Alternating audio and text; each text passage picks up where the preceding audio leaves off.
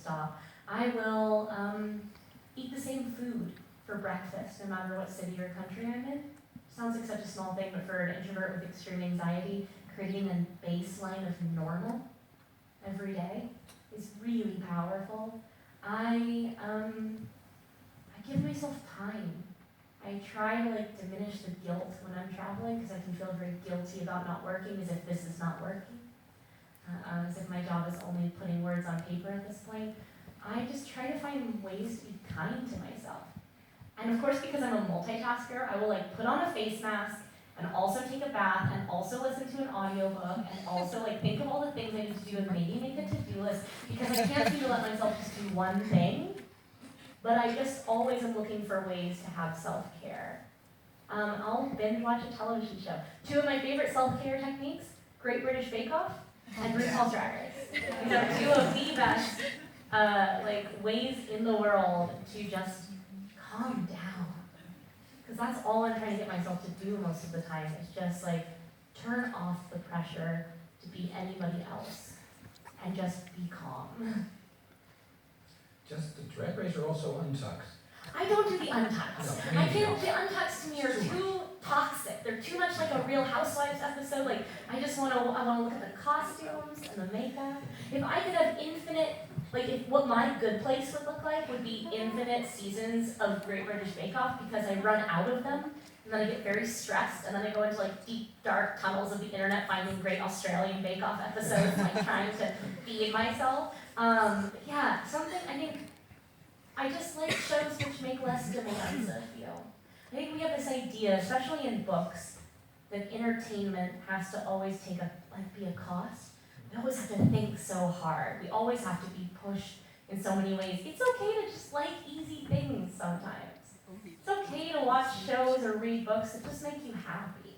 Especially, we live in the darkest timeline possible. Please find things which make you happy, and don't let anybody tell you they're guilty pleasures. Just find things that make you happy. Very good. We have time for one last question. Okay, maybe you want? The microphone is on. Yes. Hi. I was wondering, the magic system and the work that you created in the Shaded Magic series have such a high level of reality, and I was wondering, how do you create and build these elements that make the reader suspect that it's belief? This is the thing. The great Holly Black once told me, she's a very educational person, as well as a brilliant one, that when you're writing fantasy, it is not about nailing the fantasy. It is about nailing the reality. Your reality has to be unimpeachable. Reality is the cake, and fantasy is the icing. Everything is built on something, and if your cake is falling apart, go down the Great British Bake Off metaphor route. If your cake is terrible and stodgy, or full of holes, or just doesn't have the right crumb texture, it doesn't really matter how you ice it. And so I build everything from reality up.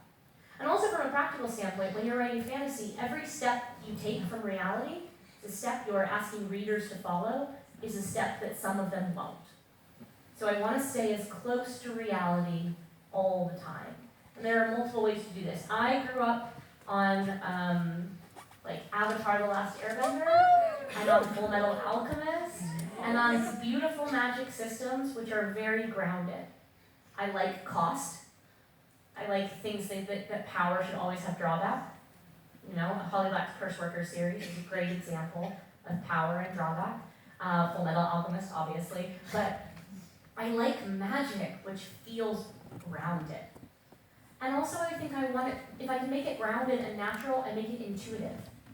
And remember, intuitive is hugging close to reality, is asking you to take one less step. So when I build complicated magical systems without reality beneath them, I'm going to lose half of you right there. Because you're not going to have the metaphor, you're not going to have the framework or the context, but if I can build them from the ground up, if you know what ground is, you stand on it all the time. So I need to start from a place of something you recognize. It's one of my favorite things about elemental magic, is I can make it increasingly complicated over the course of the books, but it all comes down to the balance of the body. It all comes down. Even something complicated magic like in this Savage song. It's such an intuitive concept that music is a powerful enough force to make a soul come to surface. Because we've all had that moment listening to music where you just feel yourself almost enter like a trance. You cease to be fully focused in your mind. You feel like there's space for other things. So I try to tie all of my magic to very realistic feelings, the same way I try and tie my characters to realistic emotions. Vicious and vengeful are not built out of world domination. They're built out of jealousy and obsession and ruined friendships, things we understand. So even no matter what kind of system I'm building it on pieces and material that I hope that you understand that you can bring to from your own life. Because that is how you ground it. That's how you make it real. And the fact is, magical or non-magical, we all have to move through the world. The world might look a little different, the rules might be a little different, but power and hierarchy and normal and strange, the things that are normal and the things that are strange themselves might be different, but there's always a contrast.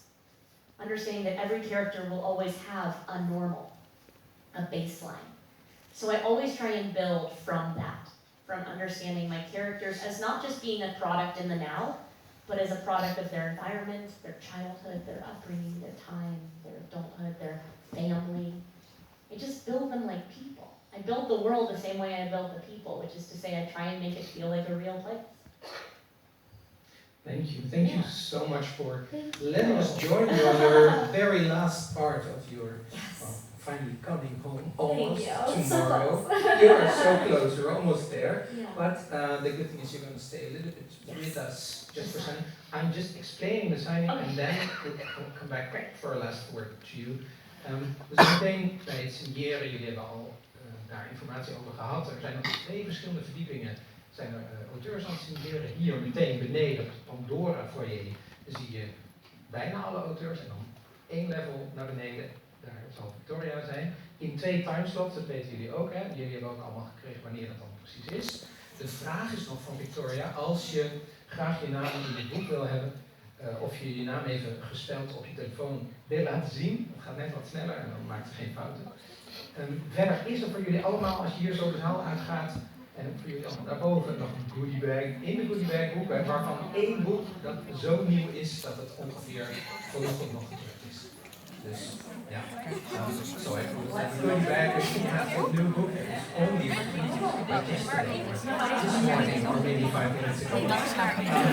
First of all, let's give a huge round of applause.